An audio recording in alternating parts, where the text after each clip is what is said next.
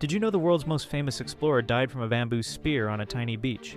Ferdinand Magellan had done the impossible. For 3 years, he sailed across uncharted oceans that no European had ever seen. He survived deadly storms, mutinies, and starvation. He was so close to completing the first trip around the entire world, but in 1521, everything went wrong on a small Philippine island called Mactan. Magellan wasn't there to explore. He wanted to force the local people to become Christians. Chief Lapu-Lapu said no. So Magellan decided to burn down their village. Here's the crazy part. Magellan brought only 60 Spanish soldiers to fight 1,500 islanders. The great explorer who conquered oceans couldn't conquer a beach. Lapu-Lapu's warriors surrounded them in the shallow water. A bamboo spear pierced Magellan's leg, and he bled to death in the surf. His crew thought the expedition was over, but they kept sailing west.